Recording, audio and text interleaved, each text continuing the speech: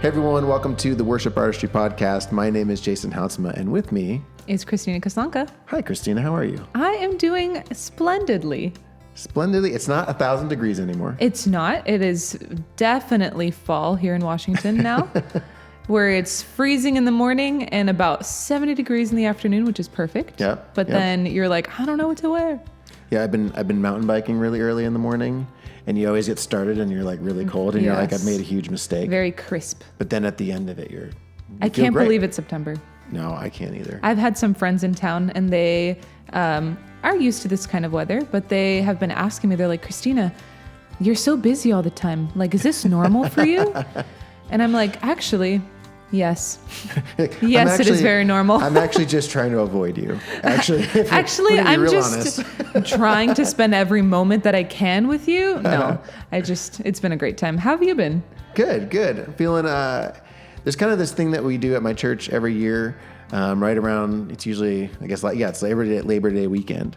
And we do a listening Sunday. And so we go to Whatcom Falls Park instead of like the normal church gathering.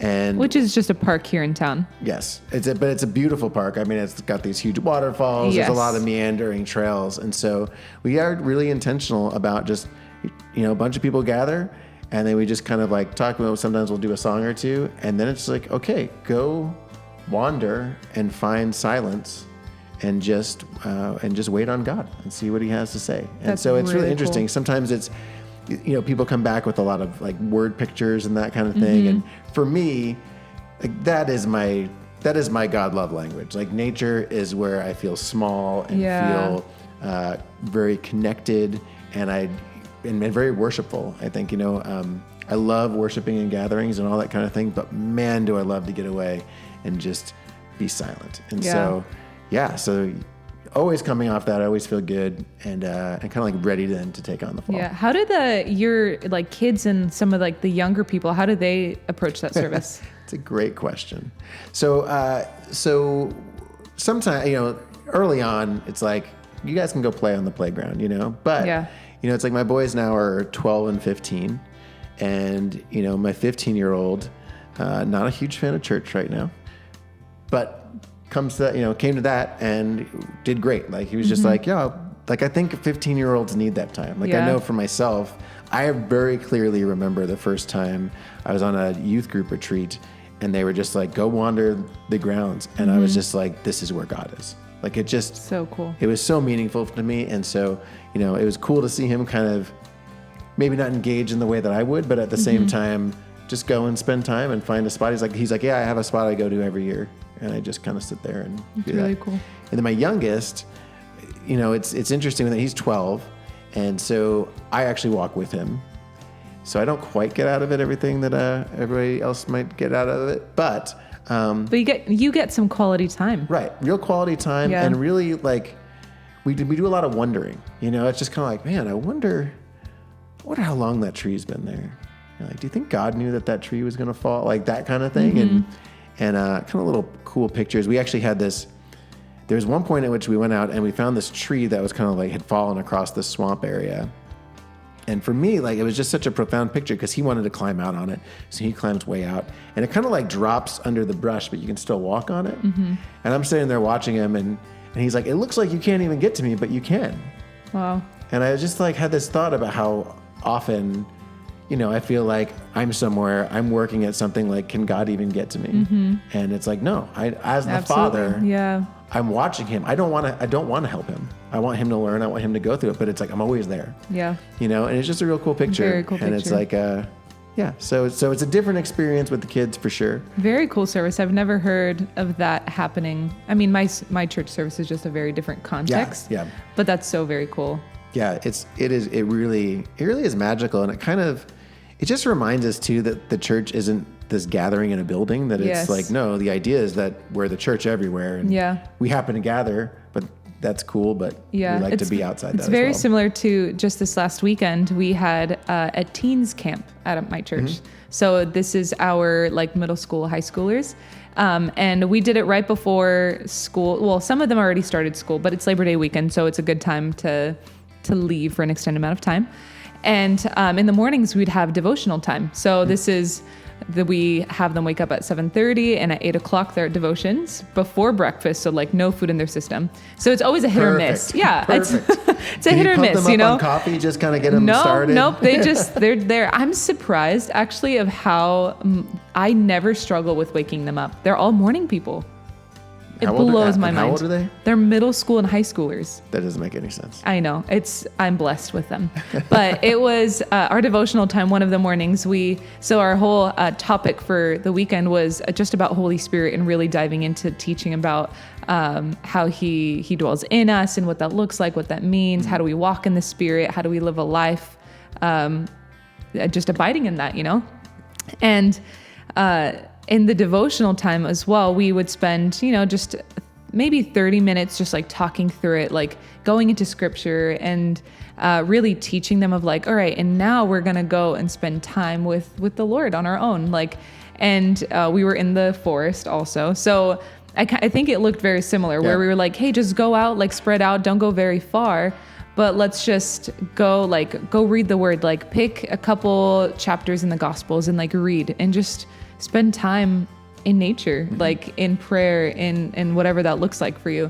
And it was really cool to hear stories afterwards of what they read, where they were led to, how they randomly wanted to read like a story. And then later on in the day, we started talking about that story and they were like, I just read that this morning. And it was really cool.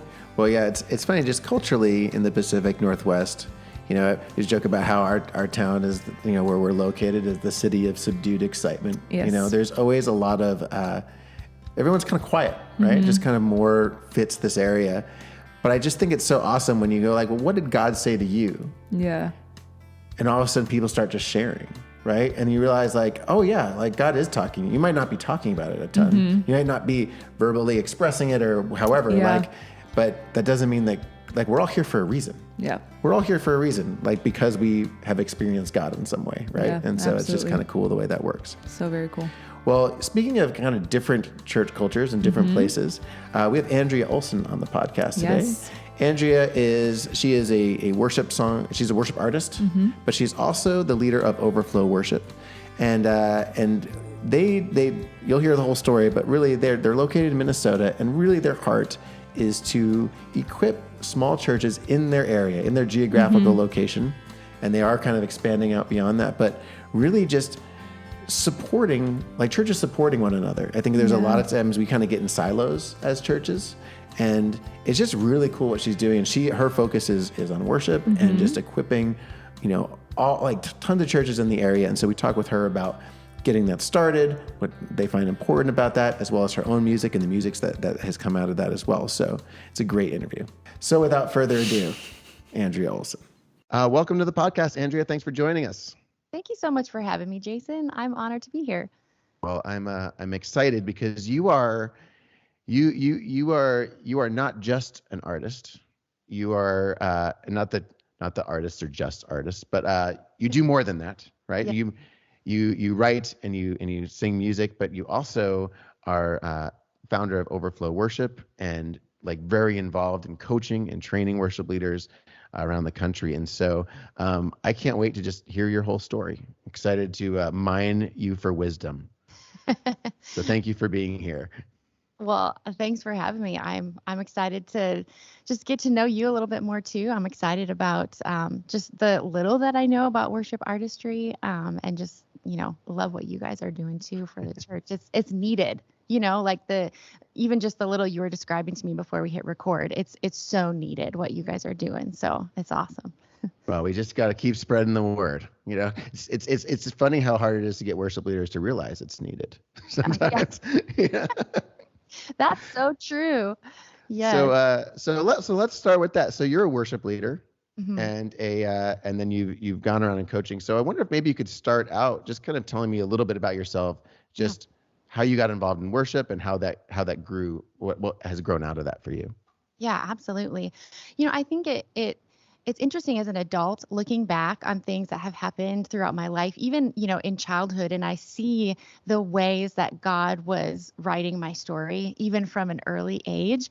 And, now as an adult, working with churches, working with worship leaders, it's interesting because my parents actually were worship leaders in our church, and I didn't realize it at the time because I was pretty little, but they were a part of the process of bringing our little church through the transition of like blending traditional and contemporary in the early 90s. Oh, I remember those days. Yeah. And so, and they were like, trying to find like the latest, newest music and like start a band at the church and like finding people who would be willing to play. And, do we know any drummers? Do we know, like it was so new.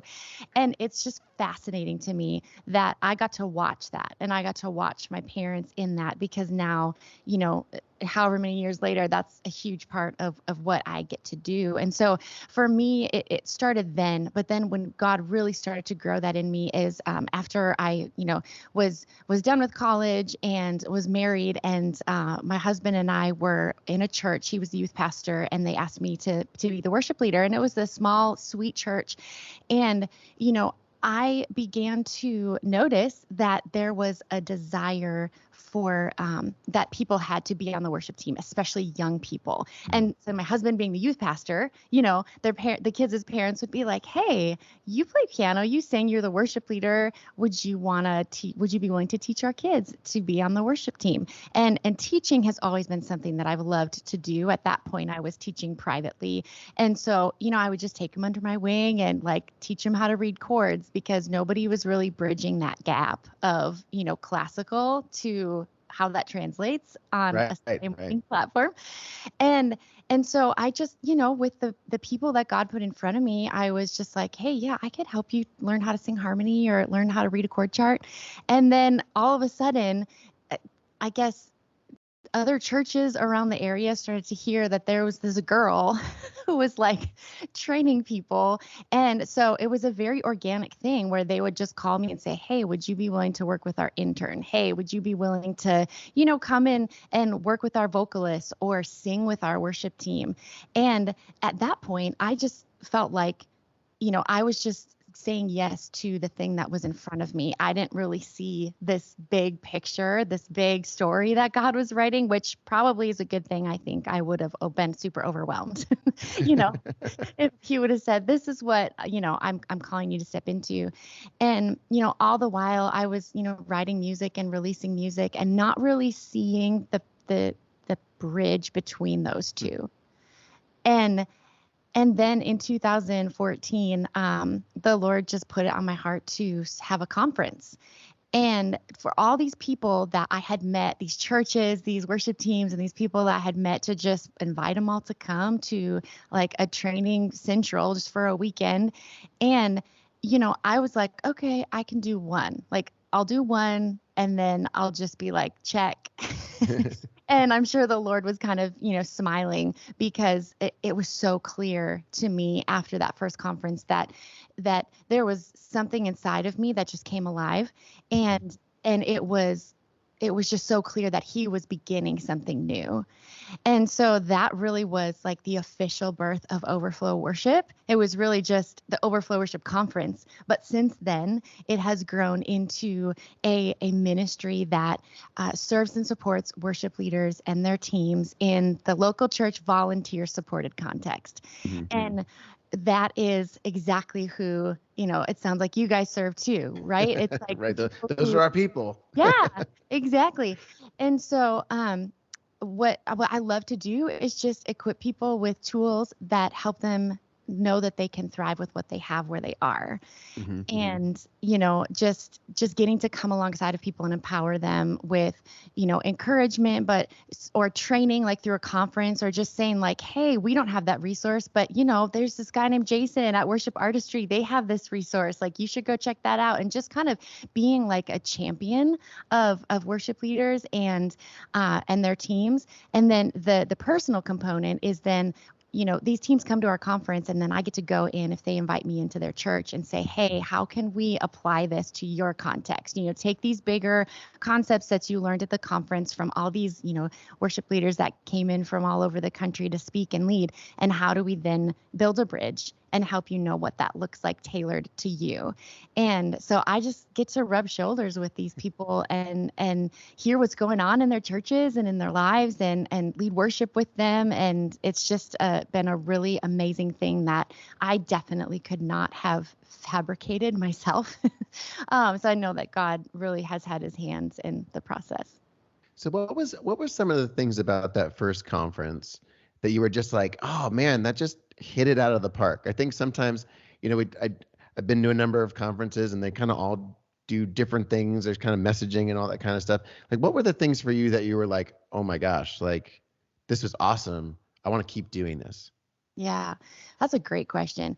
I would say one of the things that is super unique about our conference that I didn't realize until we were a few years in, but the first one, we did it at the first one. So we have training for the whole team. So what we do is we bring in people who will speak to the guitar players, they'll speak to the bass players, they'll speak, to the drummers, to the vocalists, and we really try to provide a small environment for a workshop style. So of class. And so they actually have the space to ask their questions and not feel like timid because there's, 500 people staring at them while they ask this question. I would be that girl that would be like, I'm good. I don't that. It's fine. So I think that because that's a part of who I am, I just wanted to provide this safe space for people. And so that was one of the things that I think was really special and unique because I saw people just come alive in the sessions and in the classes and just really like want to dig in and be hands-on. Well, learning together is just, I think we underestimate how much fun that is, right? Yeah. Like when everybody's kind of working towards those same goals and sometimes like I love that there's those times for questions there too, because, it's so funny because, we shoot videos and I've been a teacher for 20 years. So I'm like I'm thinking about the students that I've had. Everything's been built out of like, okay, I've taught students for years on this. So I'm always kind of saying these certain things and it's like amazing still how important it is for somebody to sometimes ask the question and have it answered. It's like, I've said that in 30 videos, but this is what you needed to have. And that's where kind of that light bulb moment went on. And it's just awesome.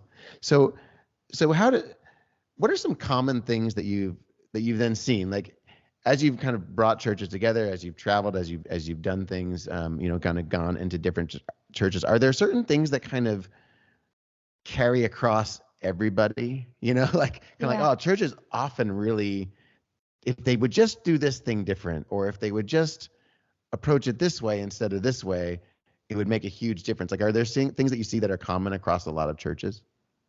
Yeah, I would say the one thing that just pops into my mind right off the bat is that there is a great need for establishing foundations from the beginning. Mm-hmm. So a lot of the people that we work with, and this is something that we've kind of realized in the last year, is they're actually worship leaders who are either in a new position, like a new church, or like their previous worship leader just retired. And so they're, stepping into it, or they're in a first time position. Like, this is the first time I've ever done this. And maybe it's because, they just graduated, or because they are, they've been at the church for a long time, but their pastor is like, I picked you.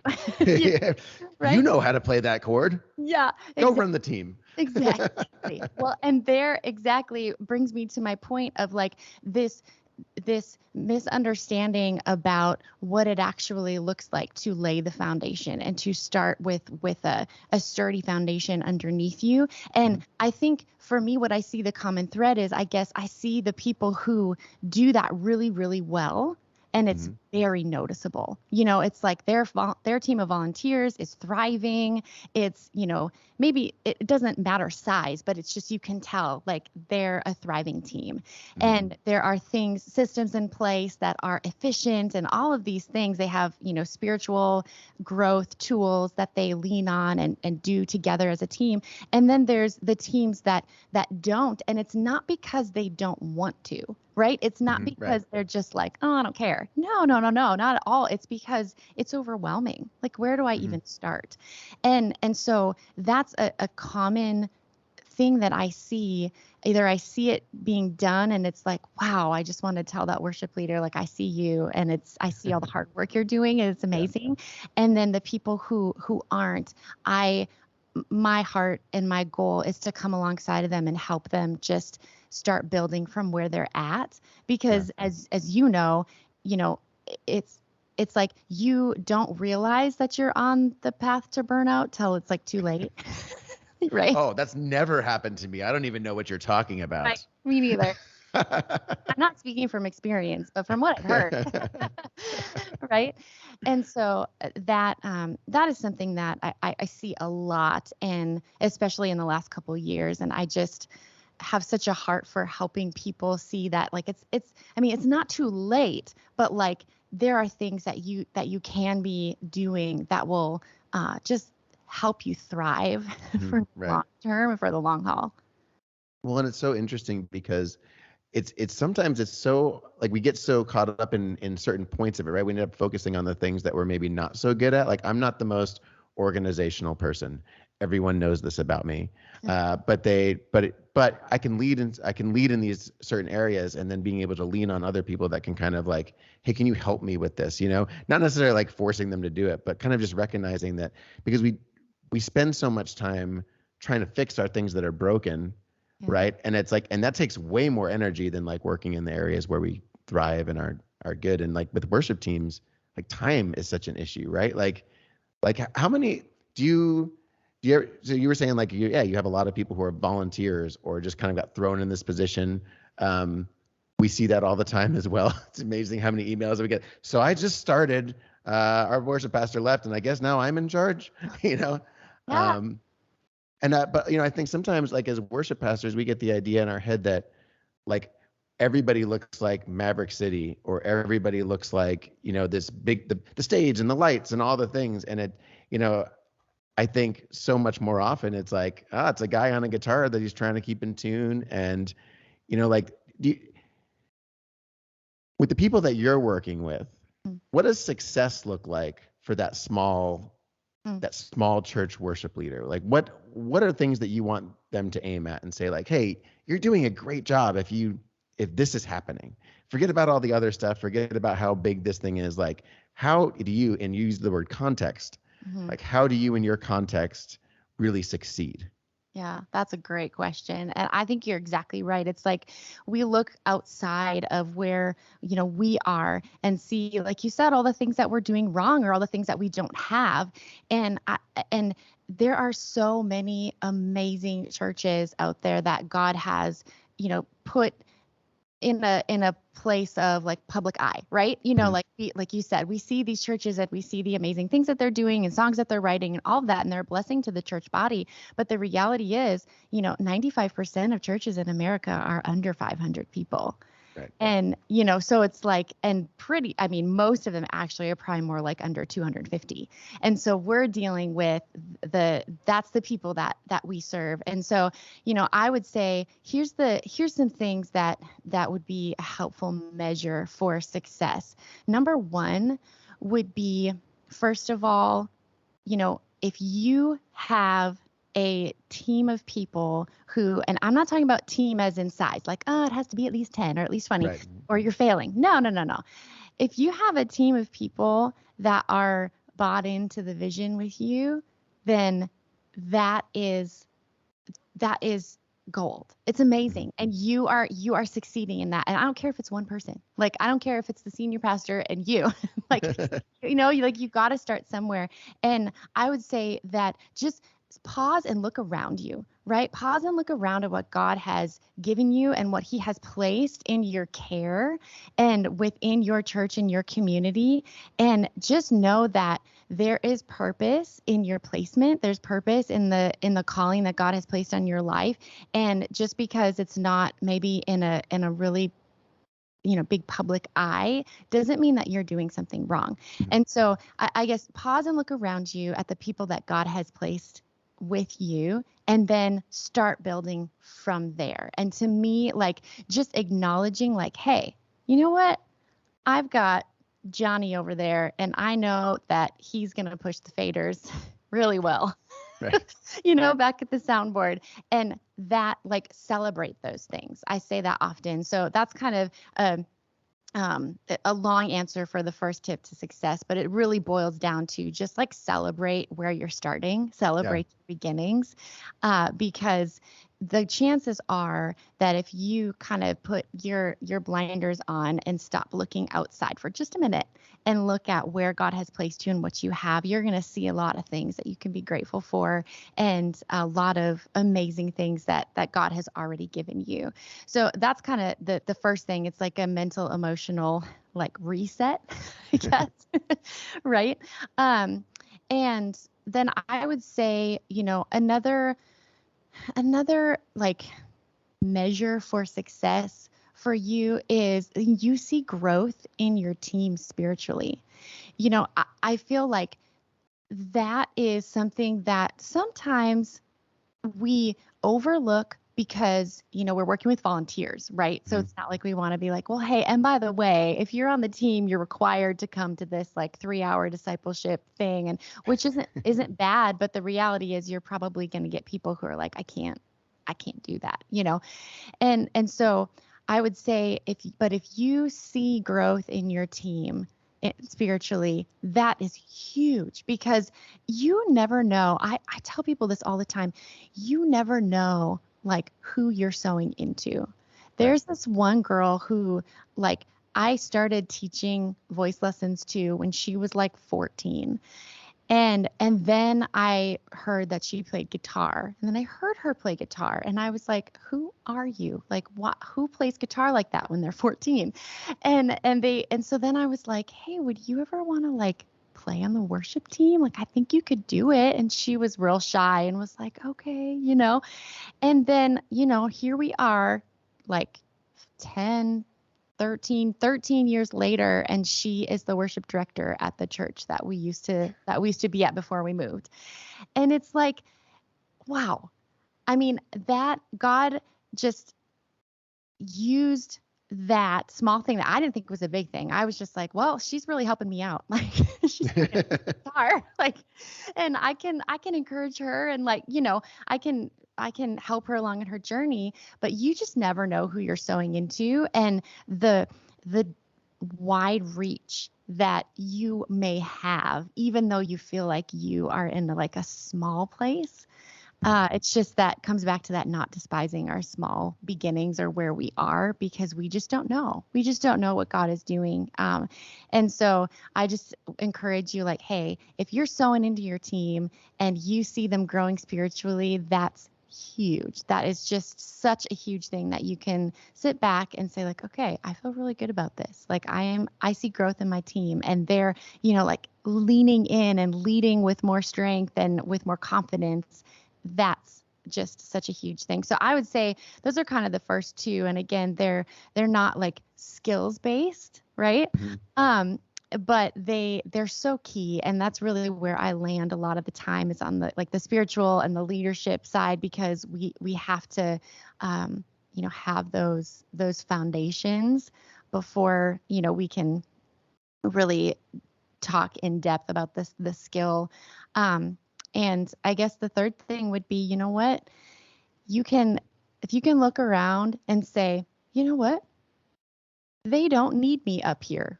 Mm-hmm. I would say that is a great mark of success, because that means you're sowing into other people. That means that you're saying, hey, this gal over here, she's got a great voice. I'm going to start to, pour into her and give her opportunity to lead when we feel like she's ready.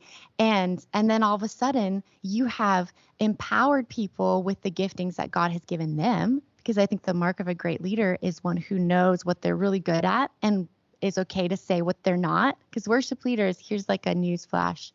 You don't have to be good at everything, and you can't be, right? Like right. You can't know all things about everything. You need to like know enough to lead well, right? But there are going to be things that you're not good at, and that's okay. It's okay. Pray for God to bring people in your path and in your sphere that you could empower. So if they don't need you up there because there's someone else who can also do great, that's pretty cool. That means you're empowering people, and I think that's powerful. Yeah, that's it. Those are all such good things. I think it's, if we could all just start, like you said, like foundationally start there, I think we would all be we'd be in a great space and really major on the majors and kind of minor on the minors, you know? So you talked about beginning and foundations and getting started. You're actually launching an album tomorrow. Yes. So, which actually we should say the date because this is going to come out later. So you're about to launch an album. Yeah. And by the time this podcast is out, you will have launched it. So why don't you tell me a little bit about how you've bridged, you were saying how you were kind of making music and how you were doing, worship. And then like, it seems like you found a way to bridge that. Mm-hmm. How has that happened? Yeah. Yeah. So, I released an album in 2014, and then I didn't release anything until 2020 because I just was pouring into Overflow worship, and also, 3 children, and, all the just, Does that take some time? Does that kind of derail things sometimes? Right. Pouring into my family and, schooling and all those things. But I feel like what happened on that journey is God grew my love for the local church. And I just was fascinated, and I still am, by all the stories that I get to hear and the people that I get to meet that are serving in churches all over the world through technology, but then also like just the people that are more local that I get to work with face to face, that, God is moving in their churches. And it's just never ceases to amaze me how it's like God's doing unique things all over. And so it's like he started to spark this desire to write more again, in 2019. And so I started, going to Nashville and starting to do the co-writing thing and, just trying to pen these stories to paper. And I feel like that's really been the bridge, is that there's not only stories in my life, but there's stories in these other churches and worship leaders' lives, or the things that they're saying, or as Paul Balash always says, that we're penning the prayers of the people, right? And it's like, what an honor, And I just hope and pray that like I do it well and do, and deliver these stories well. And so my heart has just grown for the church, and to give the church songs to sing that they feel like this is a part of my story, like they just resonate with it. And so that's been just a really cool part of the process. And so I started releasing singles in 2020, and sure, COVID, like, let's start releasing music. Like, why not? I was like, are you in a home studio right now? Is that where you're at? There you go. That's what better thing that was there to do? I know. Once you had a voice from, recovering from COVID. Right. Exactly.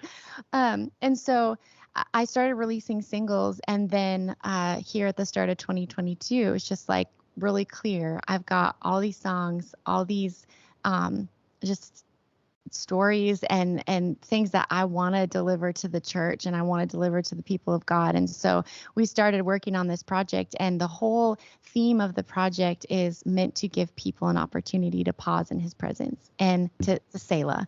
I love that the Passion Translation doesn't say Selah, it says pause in his presence. And so the songs, a lot of them are based on different psalms, and some of them are just amazing corporate anthems, and some of them are songs where you just sit and you just listen and have the word of God sung over you. But the goal is that, of course, the songs stand alone, but that somebody would be able to sit down and listen to the 7 songs from start to finish and just like have a breath. Because it's been a wild season, right? It's been crazy for people. The world is, there's just a lot of hard things, and a lot of worship leaders and pastors are tired. And the people of God, I mean, everybody, we're tired. And so I wanted to provide that reprieve, that refreshment through these songs. And so I'm really excited to share them. So what's the process for you? Because I think a lot of times, I mean, like I know for myself, right? I write songs all the time. I lead them at my church, but I don't have like that's the end goal in a sense. It's like, yeah, I just want to write this for you. And sometimes there's that, like, what made you decide, like, okay, I'm writing this song I want to get it out there. I actually want to create something with it. And like, how did you envision that? And how are you going about kind of taking this thing that you've made now, besides going on this podcast? Yeah. Like going out there and going like, okay, God, I want you to do something with this. And how do I get it out of the little closet I made it in? And how do I bring it to more people? What's that like for you? Yeah. So I think from like starting from the logistical standpoint of like writing the songs, I feel like doing all the process of co-writing was really helpful and always is really helpful, because you get a more objective view at the songs and like a more objective take on them. And then people who I know are, more experienced than me, they are smarter than me, can come alongside and just say, hey, like that's a really special song. Or, this one was more just for me, or more just for, a different purpose. And so I think logistically, practically speaking, that's probably where it started. It's just like, I just wanted to write. I was like, I just want to like get these songs out and grow in my craft as a songwriter and be stretched and pushed. Cause I mean, to be honest with you, like when I walk into a co-write room with like people that I've not met before or I don't know very well, I'm like in my head big time. I'm like, oh, so scary, but I know that it's good because it's a learning process. And then at the end you walk away with a song that is just more than you ever imagined it could be, because you had more creative minds on it. So there's that kind of practical aspect of it.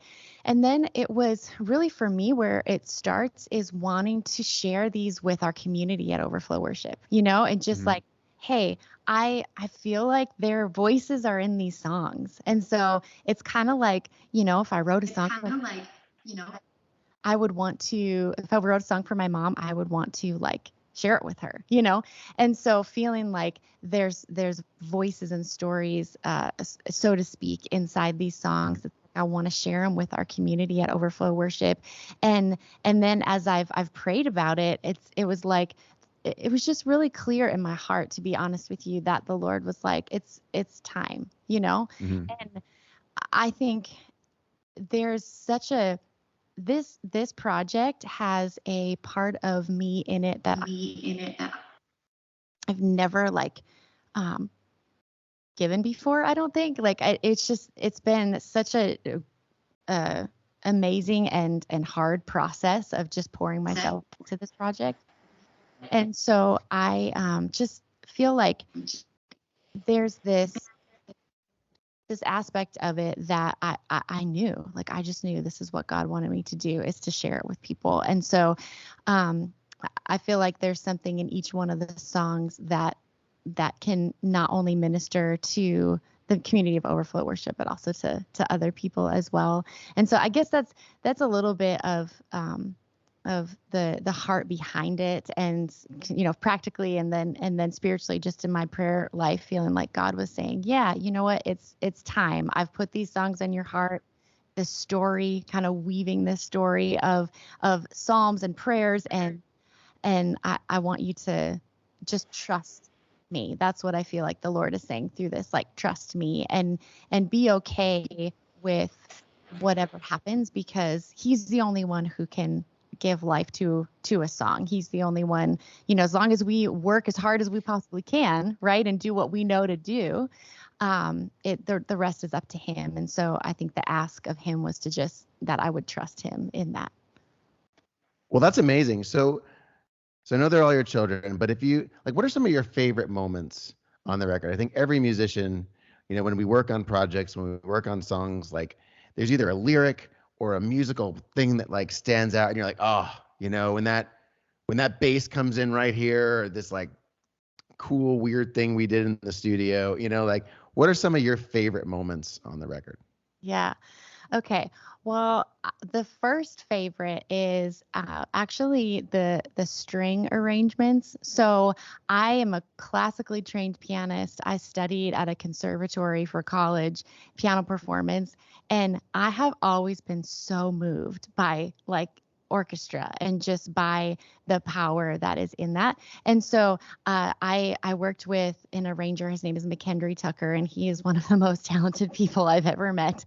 And he put together some arrangements for a few of the songs. One of them is called Good Shepherd, and there's just this warmth in the swelling of the strings that every time it comes in, it just like makes me smile. I just love it.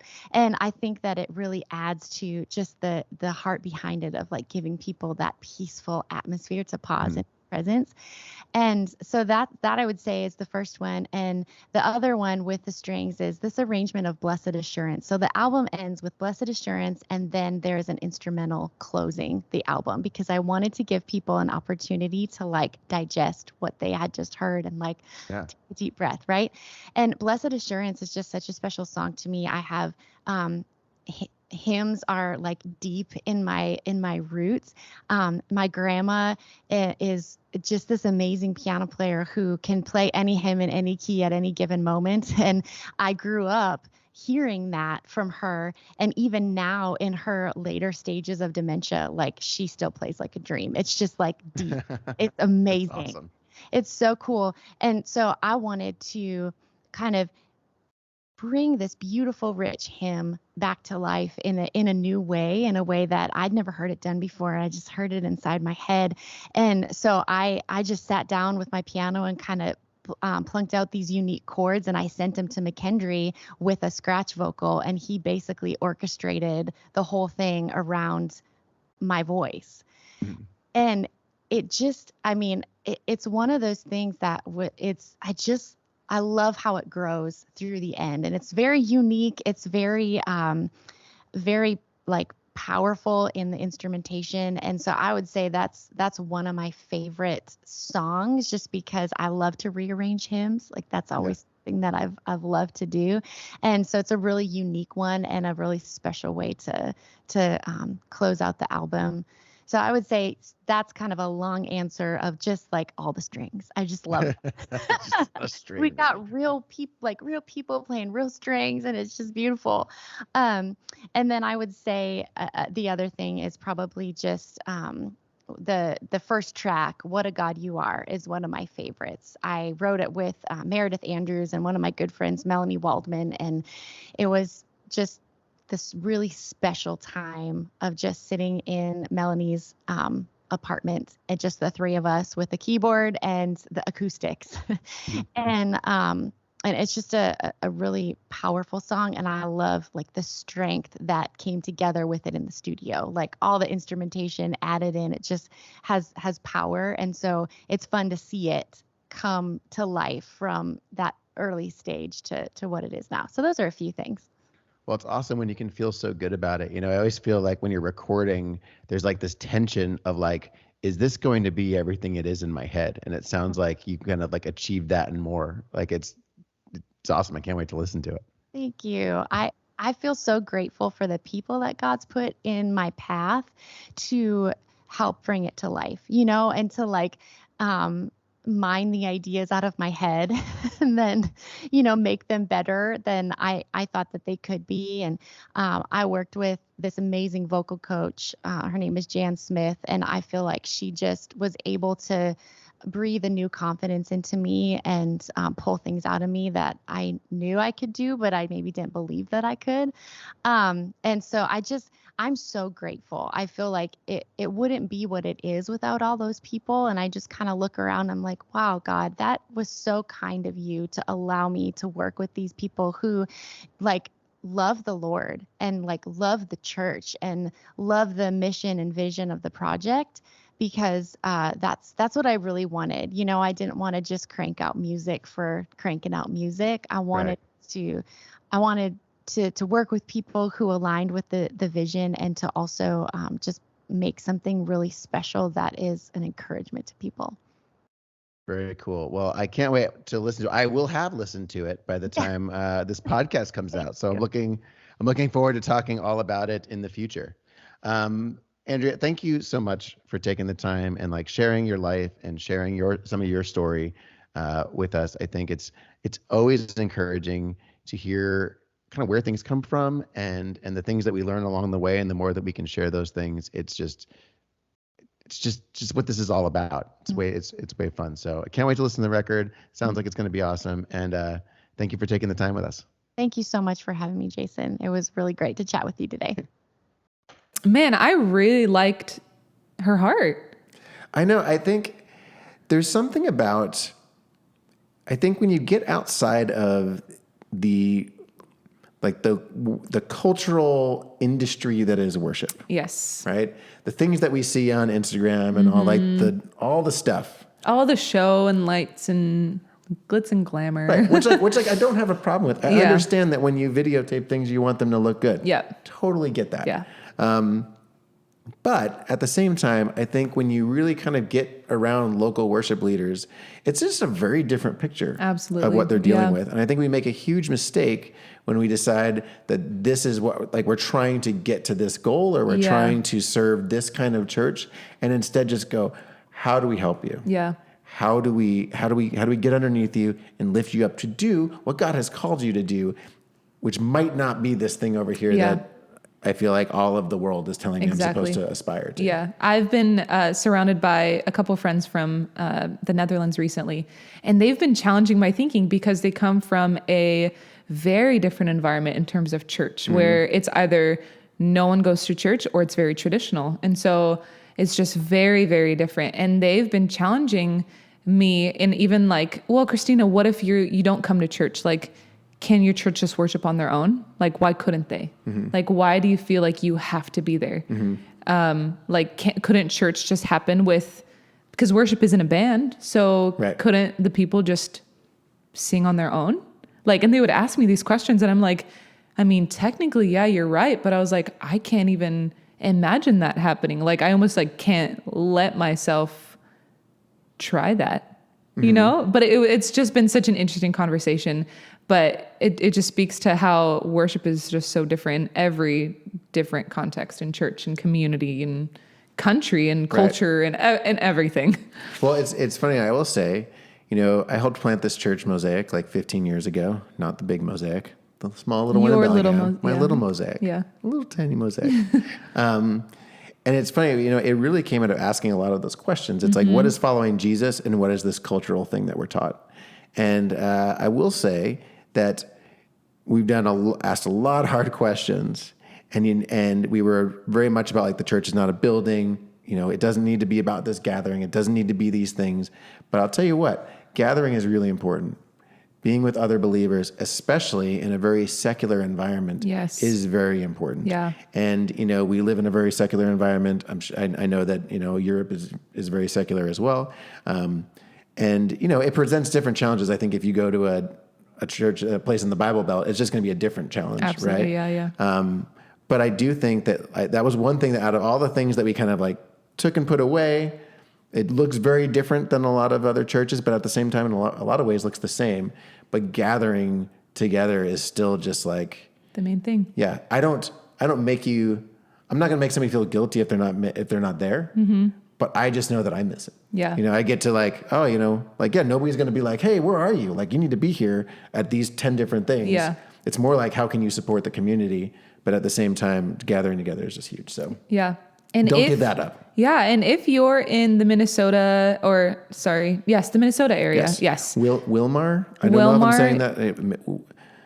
Wilmar, Minnesota. Wilmer. We don't know. But if you're in the Minnesota area, be sure to check out Overflow Worship and the conference that they're having. I believe it's an annual conference. Yep. Every year. And go see Andrea and her whole team and get served. Get loved on us. I feel like that's something out of like a social, like, get served. Is that like something out of hip hop? I know I sound incredibly white saying that, but that sounds like Get served. Sounds negative, bro. It sounds like something. Maybe I shouldn't So maybe say that. don't get served. Yeah. But maybe go be served by what they're doing. Yes. And at the same time, find what you can do. Yes. So that is October 8th and 9th. I believe so.